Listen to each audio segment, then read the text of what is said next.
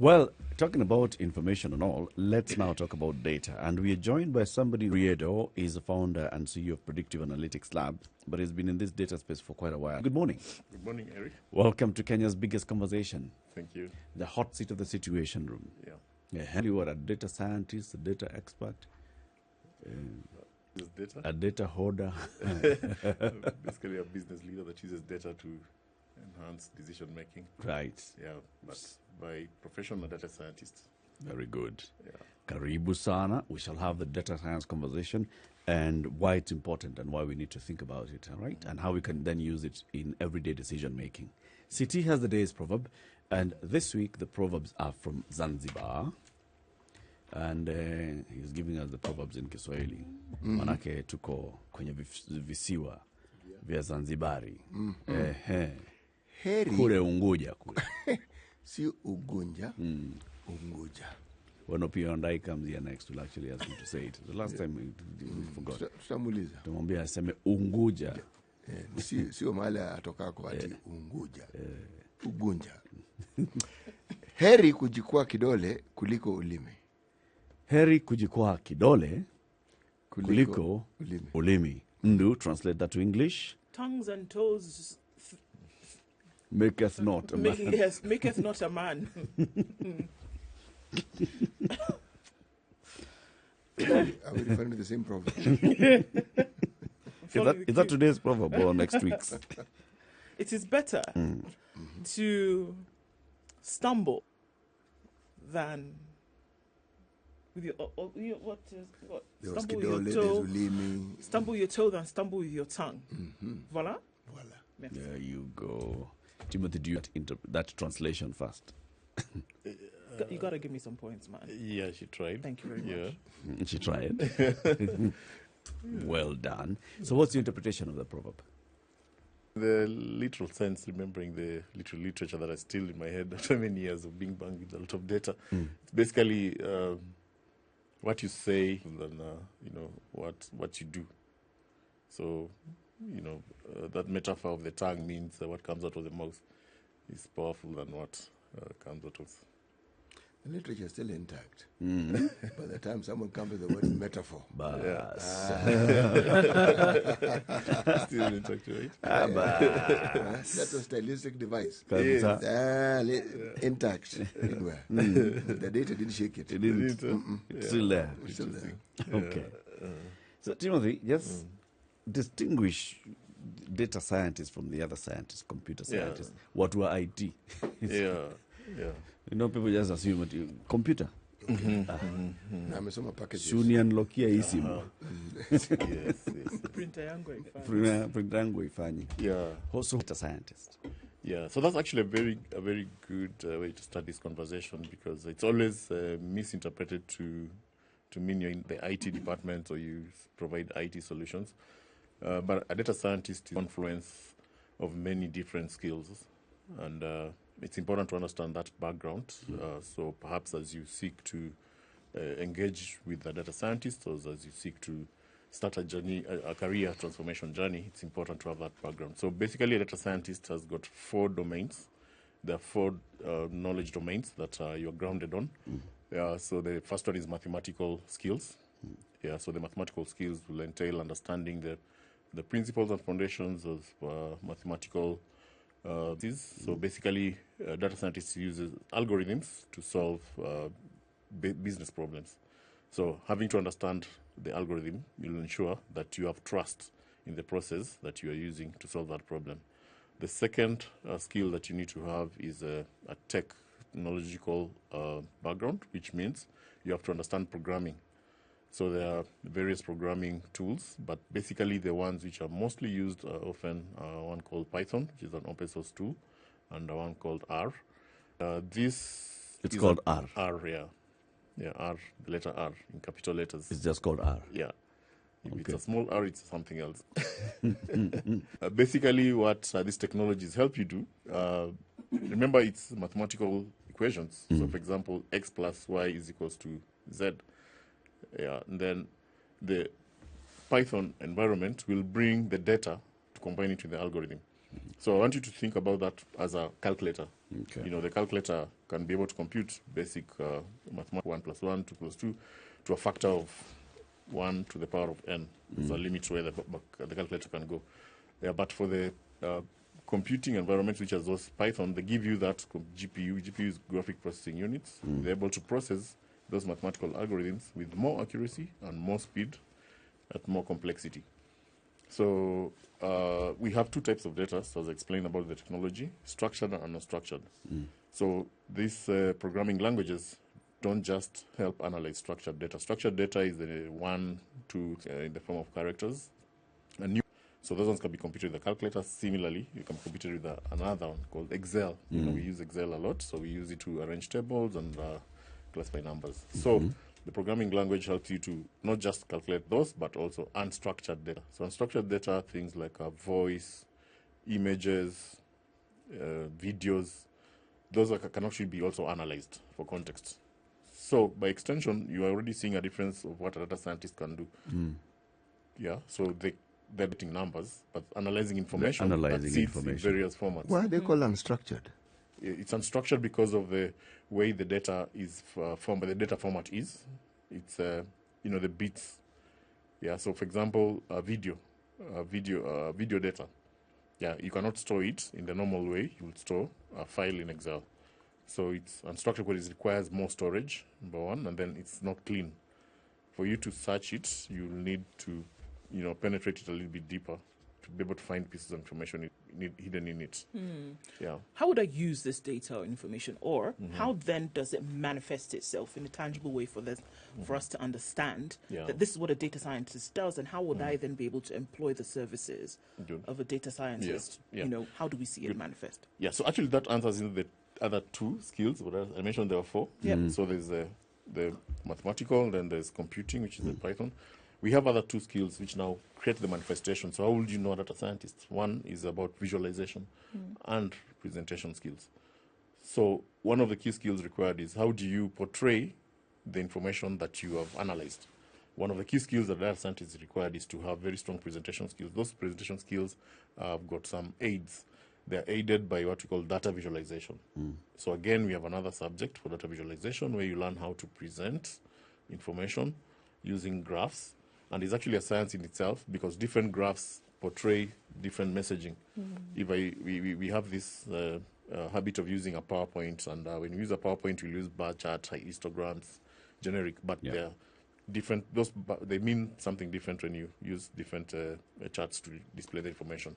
Then also how you present it, how you portray the information, communicating, so their writing skills, their business skills, business understanding, and that's where we mostly get it wrong in our operationalization of the data science in organization. So space, you may need to be retrained for you to fit in the media space, kind of data scientists. You have different backgrounds. For example, data science solutions in the media industries. Yeah, but didn't stop me from going to provide my interventions for other industries. But I had to now sit, learn, and be able to understand the nuances that govern that other industries. So the manifestation of a data scientist means someone who's curious, inquisitive, ready to learn, and always learning and adapting to the generic. They'll apply the same tools you use in financial sector, you use them in insurance, is the problem that you're trying to solve. So that problem has to be understood by the data scientist. If you don't understand the problem, then you will have the wrong solutions, and that brings you to loggerheads with the owners of the business because now you're not helping them solve the problem in a more precise way. Before the advent of data science, or before this wide acceptance of data scientists, who was doing the job that data scientists do today? Yeah, that's good. So if you look at the job that data scientist does, so one of the jobs is data cleaning, then data analysis. Not collection. So the cleaning comes with collection. So you come, you collect, cleaning. So, but I can move a step lower now to collection. So in the collection now you have, I'll assume, because we are starting the digital era where we have the data, so there's an element of digital. So first of all, there's a maturity in adoption of data science. You cannot start talking about data science if you've not digitized. So you need to have digitized the information, which means that they're sitting in a format which is easy to collect and then analyze. And we store and then analyze. So I'll give you a context of a mobile app, which is used by consumers to get information from various assets of the organization. So previously, before digitization, you were having analog systems which were doing that. The best way to summarize it is just look at the 7 Ps: price, product, place. So you can digitize up banks. If that was not there would not have been data to analyze. So we have companies which still have not digitized the information. Makes it hard for you to operate. So back to the question around what the value of the data scientist will be for that analytical framework. When you digitize, you're able to analyze, and then when you analyze, the information now is processed.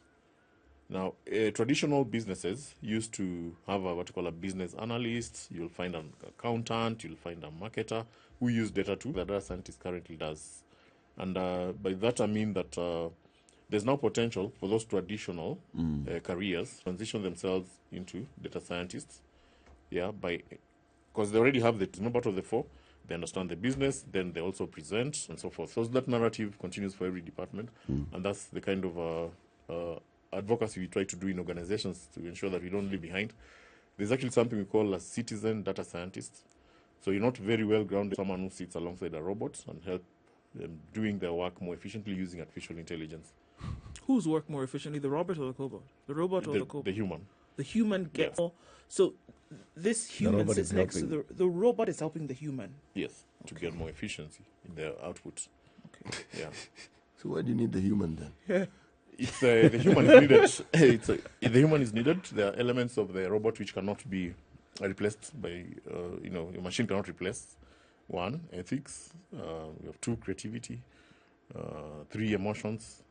And we have examples about some of these applications that have gone south. I thought IT was supposed to cover the very same thing that you're saying.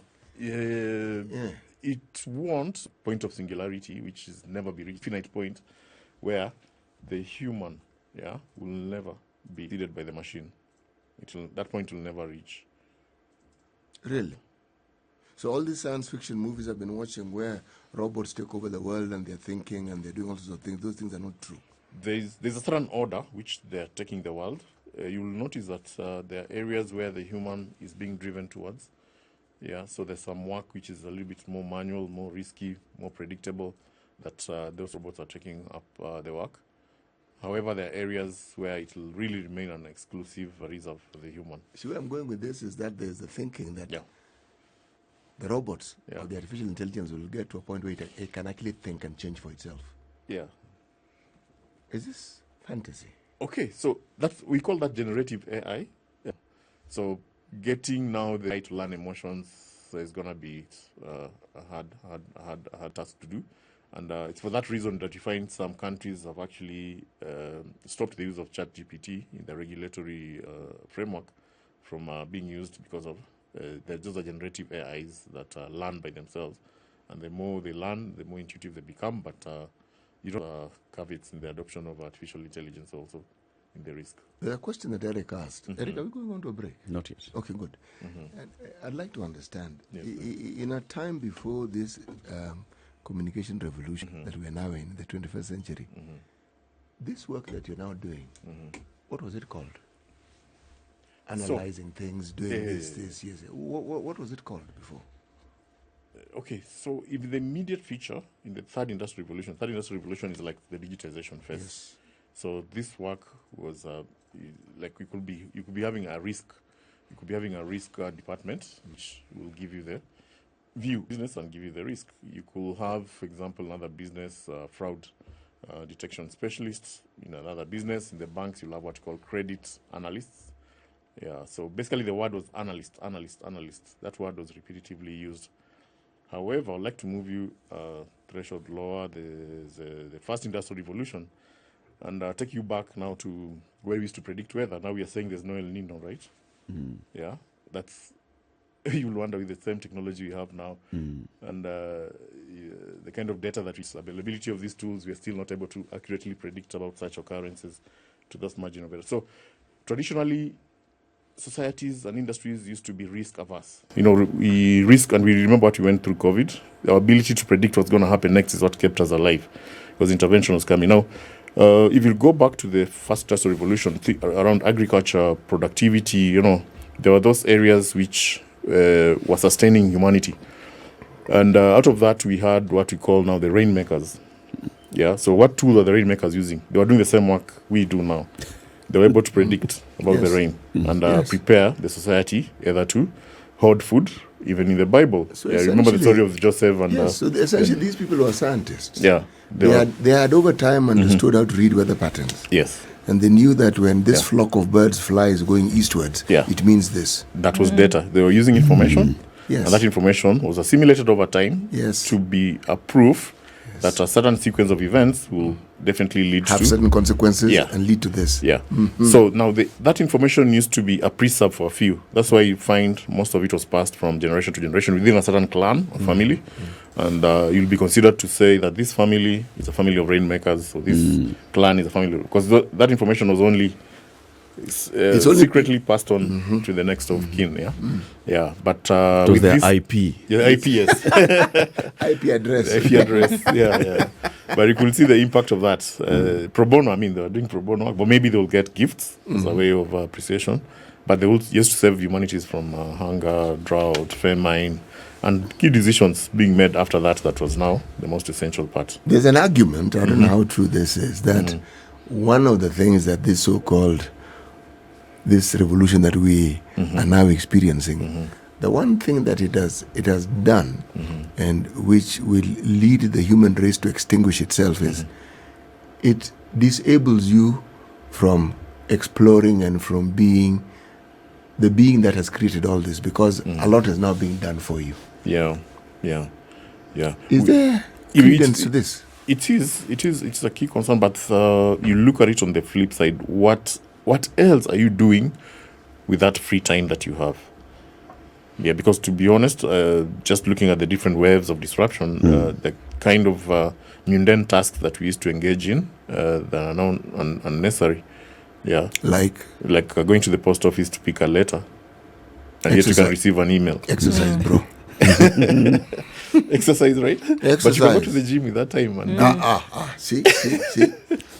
You sit, do nothing, so that you can go to the gym and do something. Yeah. When you could actually walk to the post office and collect your letter, and in the process meet people whom you can chat with and socialize. Yeah. So wouldn't the intervention be then, whereas you saw that a letter would come maybe 2 weeks, a week. Yeah. But what we're saying now is that there's an immediacy of this communication, and that's what the intervention has come in to take over. And how useful is that immediacy? Well, I mean, if somebody's communicating something to me and I can know that information today and then do something with it as opposed to waiting for 2 weeks. Is it always useful? Or for the runner to come from the marathon? I mean, just picking from the context of COVID, remember it was about immediate action. If this information was not flowing, if we were still using the smoke signal to send communication, or a pigeon, that there is a breakout here in China, how long will that a mail runner to run from China, Wuhan, to come to Kenya? If we're using the smoke signal, COVID wouldn't have been an issue because it would have been contained exactly where it started. It wouldn't have spread, would it? It would have spread from Wuhan to other villages. It would.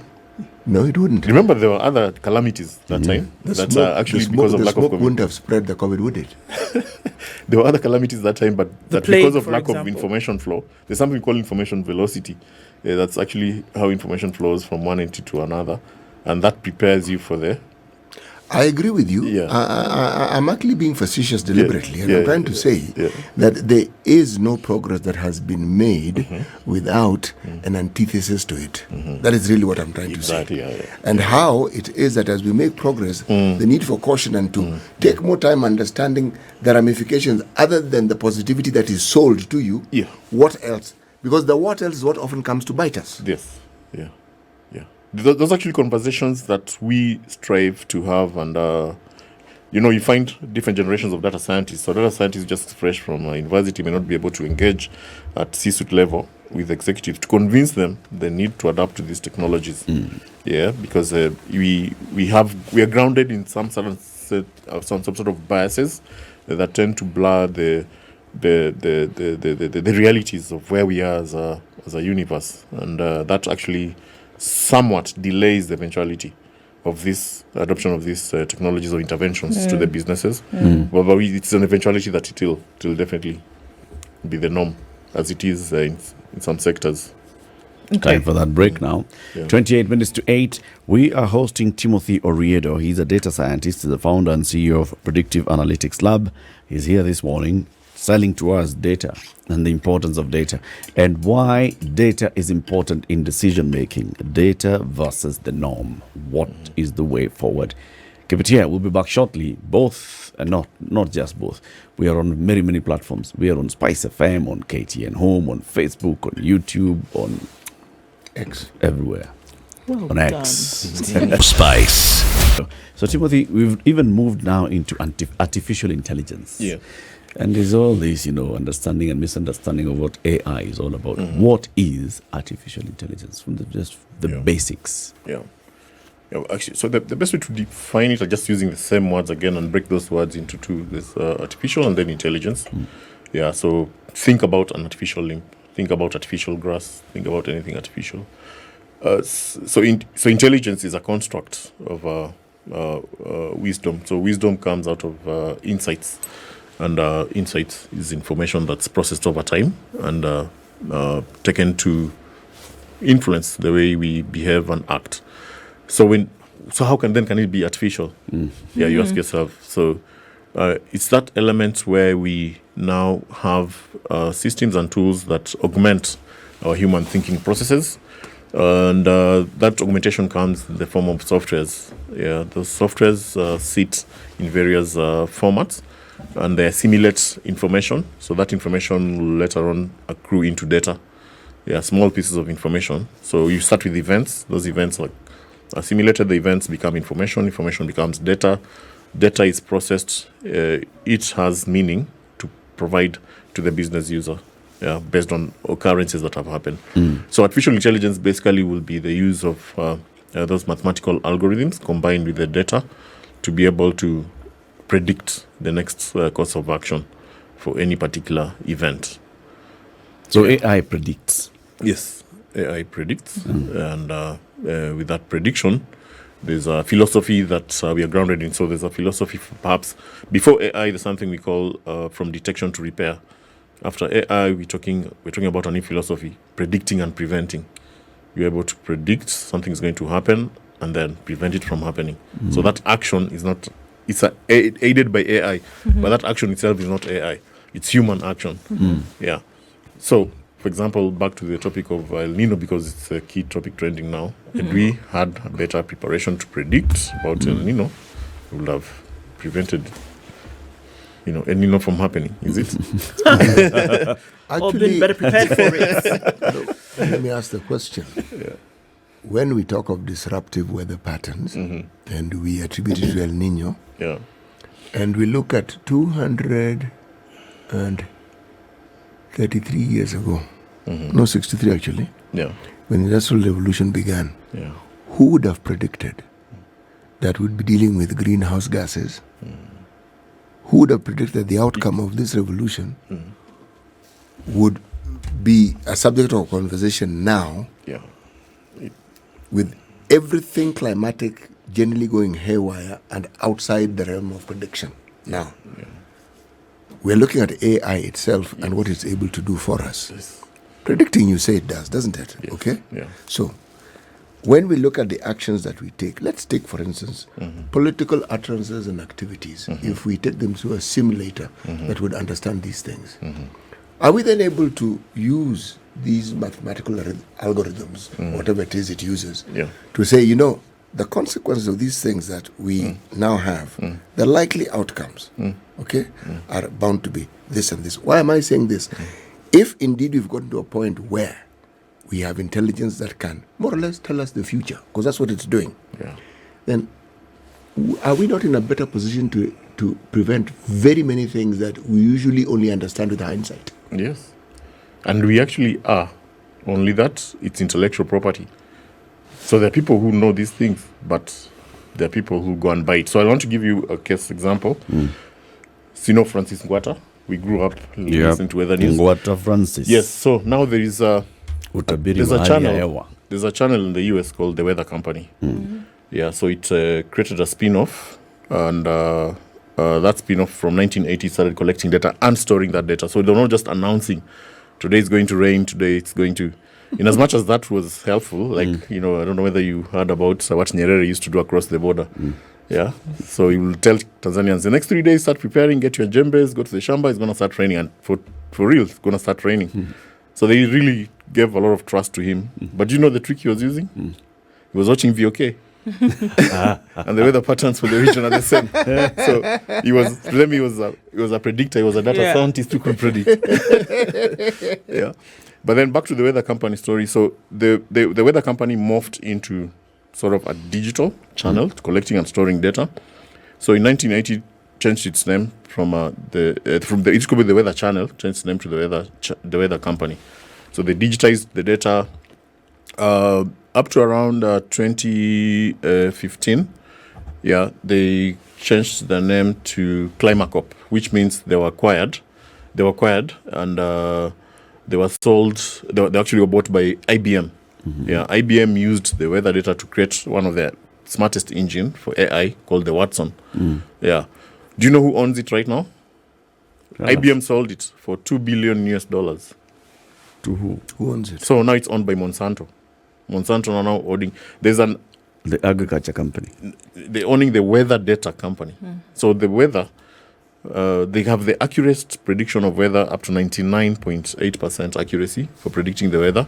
And they're using it to create seeds under sustainability that are going to take the generation to the next wave, taking in cognizance issues around El Nino, issues around drought, issues around... So they're able to produce seedlings for every region where up to a square kilometer. And that's how data is used. Yeah, what? AI. And it's an intellectual property. So before it changed hands a couple of times. From the weather company, they first sold it to an insurance company. So this insurance company used to sell that data to risk. The highest risk premium are paid by oil rig companies. So the oil rig companies used to pay premium. So by the time you're paying that premium, this insurance company already knows they're making a profit because they're predicted to the accurate level that there'll not be a calamity where the sea is. So they give you a premium, of course, knowing that already they're going to make money. Yeah, but they sold it. So there are two lessons here. So first, you are using AI to enhance your decision making. How did the weather company get to that point? It's a traditional media company, right? Such as where we are seated today. But through this continuous assimilation of information, churning out, collecting, passing out, are we storing that data? Another host will come in after me. That is information that's passed. Are we collecting that information? Are we putting it in a format that can be utilized? So the weather company just decided, let's start accumulating this. Then they came in and put in a second layer. So you needed servers to store that information. So they will partner with the server companies, huge storages for the data for every day. They will store it. And then they needed now mathematicians and the algorithms to come and start training. So there's something called training. Training is testing data using real contexts. Real context. So you say tomorrow it will rain. Then you start testing. Yeah. So it's done it's a very painful process, and it takes a lot of time. Yeah. A lot of examples. Even there's a movie on Netflix and YouTube. You can watch it. The Imitation Game. Actually, the founder of AI, is the British guy who broke the Morse code for the Germans communicating. A process that took almost a couple of years, but eventually he got it right. Yeah. So the weather is again used to tune, and then you tune that model to be able to predict the accurate outcome. Then after that, you monetize it. So what were they doing? So they have huge amounts of data they've collected over like 50 years. They approached even NASA. They got images from NASA satellites, used it to correlate. You can even have different correlations.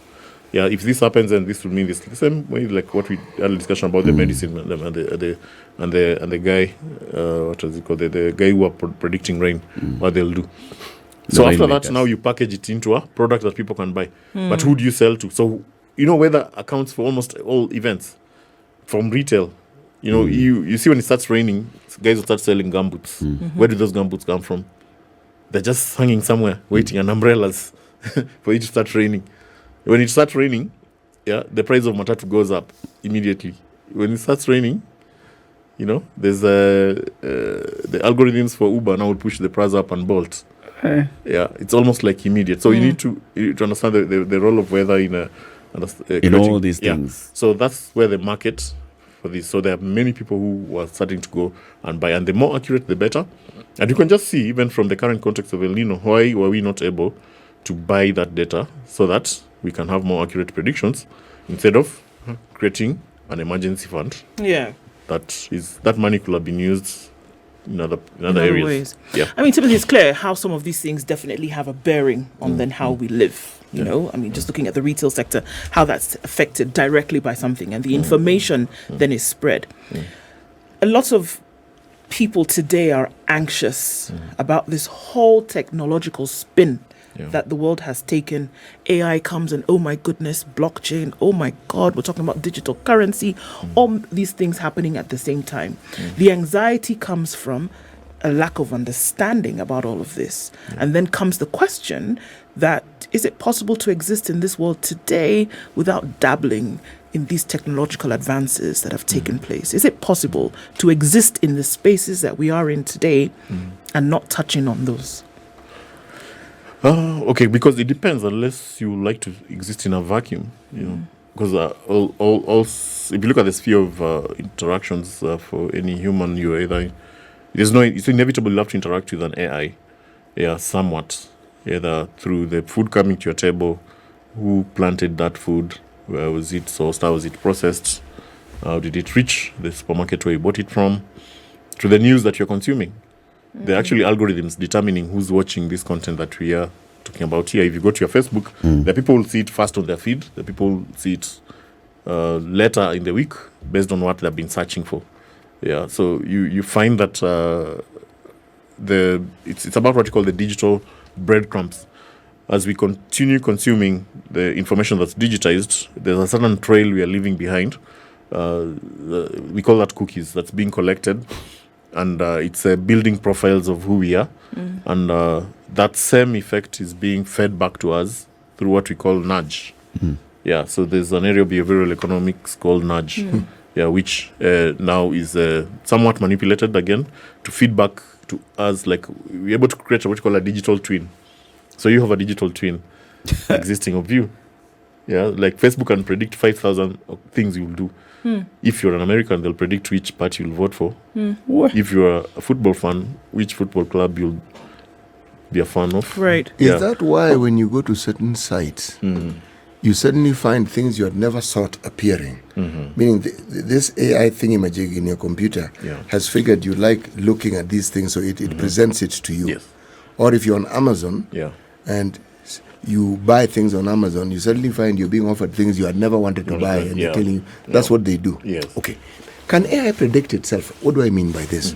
Is it possible? Because everything that AI is doing has an outcome, isn't it? Yes. Okay? Now, these outcomes will have outcomes. Is there a point at which it's 99 point, it's never 100? Yes. When that one thing that is absent to make it 100 occurs, can it predict that? And if that happens, then what happens? Yes. So fortunately, it's going to be regulated by administered by the scientists themselves. Yeah. So there are iterations in those predictions. Where you are able to self-regulate. So there are those AIs that you will have to give conditions that you reach this level, then you stop. Remember, the moment you bring in scientists, you bring in the human element, whose limitations are known. Yeah. Okay? Because if the humans could do what AI could do, we would not need AI. We'd be doing it ourselves. So again, let me ask the question. When we get to that point, because the accuracy is absolutely true, and we rely on it, the time when it isn't accurate, because the time will come. Yeah. Then what? Then there'll be a crisis.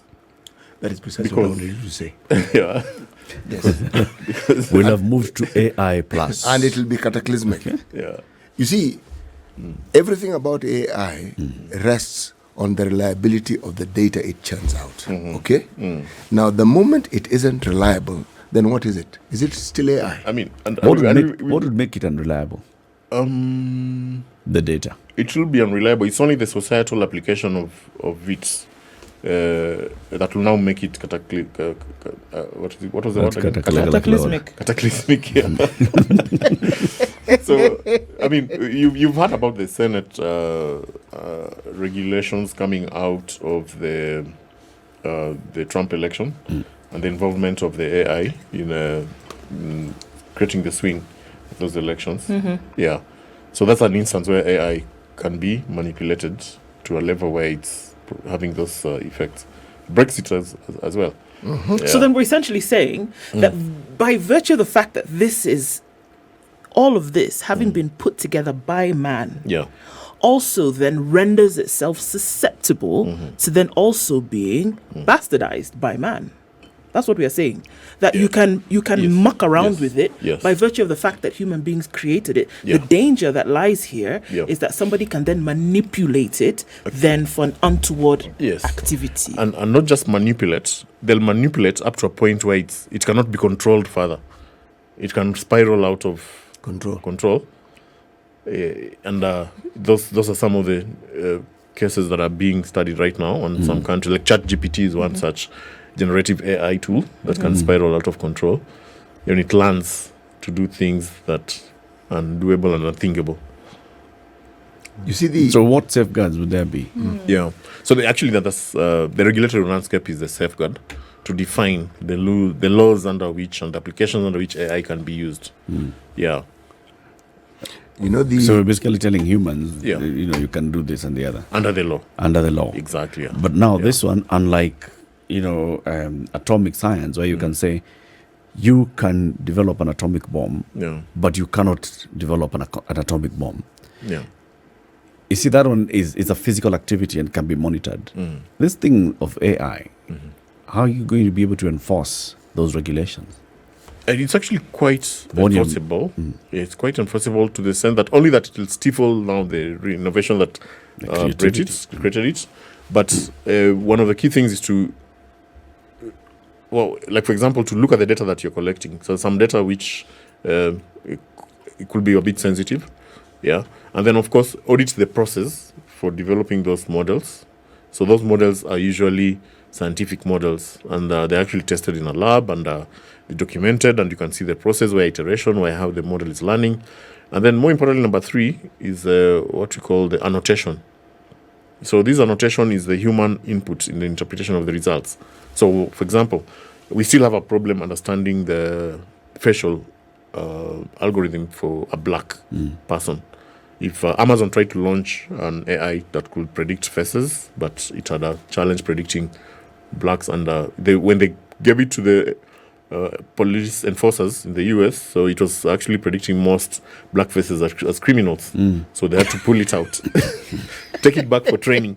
So so that training is a manual process. So you're talking about an AI that is racially inclined. Well, isn't that because of the original information that was put in? Because it has all come from a place of bias, and we can't take that away. Again, having been created by a human being. Yes.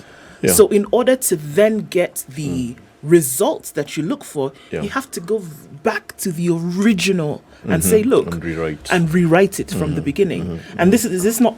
Would you see this then as a danger? Because some of the things that we're saying that you can then now predict, you can predict certain things, but it is all based on a human being's information that they've put in the first place. Precisely, and it's susceptible to subjectivity by virtue of the fact that it is a human being. Is it? Yeah, it is a danger, but also an opportunity for example, labs such as ourselves. That's why we are domiciled in Africa, and to provide solutions for Africans. And we understanding those processes will mean that we're not waiting for someone to come and give us a software developed elsewhere, maybe in China or the US or the UK, to come and use. But we would like to have capacity to develop our own, with our own capabilities, with our own AI, to understand what we call, remember Michael Joseph saying, the peculiarity and what does that take? Behaviors. Because immediately we hear that, we say it's going to take hundreds of millions of dollars to be able to then create. What does that take to say that we then, who know certain things in terms of operation, want to then be able to test and then have technology then that goes along with what we know? What stops us from doing that? Yes. So the resources required first is intellectual capacity, which we have plenty, Especially in Kenya, we have plenty of professionals and scientific, and maybe this is something for another discussion for another day. But technology in Kenya is quite evolved. So like from the experience that we've had when we always reference a lot. We do a lot of work out of Kenya than in Kenya itself because we always looked up to by other countries. The other area would be to look at the resource mobilization.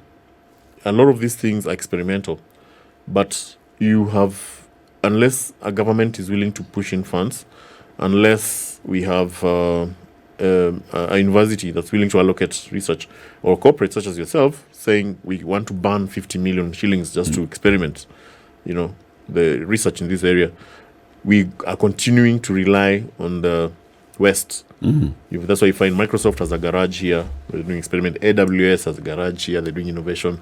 So when those funds come, they come with conditions. So they take, and even WorldCoin itself was one of such AI learning. They were collecting our data to feed into that AI to learn what we call genomics of our constitution of our physical attributes to train that model. So unless we are conscious about what they're doing and then develop on capacity, that funding, we'll go a long way too. Let's talk about locally and data protection. All right. So all this data science is about collecting data and then using and analyzing that data. And you're collecting data from very many points.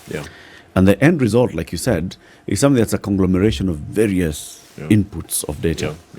Now, do our data protection laws currently actually safeguard, against misuse of data? Yes. Or wrongful application of data?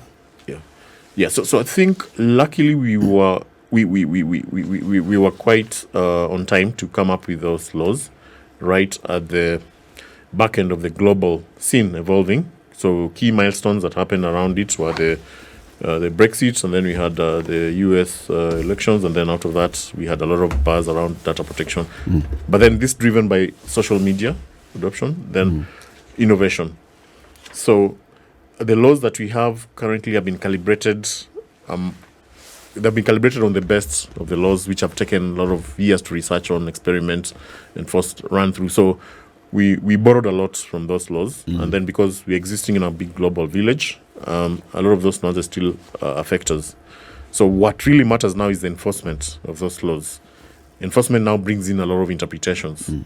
So for example, just about a few weeks back, you saw the photo of the restaurants and trending, and people, the data office of the data protection penalizing, and there were different interpretations on it. So that's going to be a learning curve. We're going to learn a lot in how to interpret such occurrences and evangelizing about the right use of it. But for me, it's about having a law that's evolving. There are things that we know that we don't know. So those are things that worry me a lot, because the law, there's something, the law, we don't regulate then innovate. We first innovate, and then now after the innovation happens, we come and regulate that innovation. So that's gray space. And then it's another business opportunity, because there are entities that are now reading the law and exploiting gaps in that law to create innovations.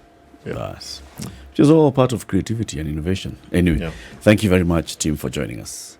Timothy Oriedo is a data scientist, founder and CEO of Predictive Analytics Lab. We have been talking about the place of data in decision-making, data versus the norm.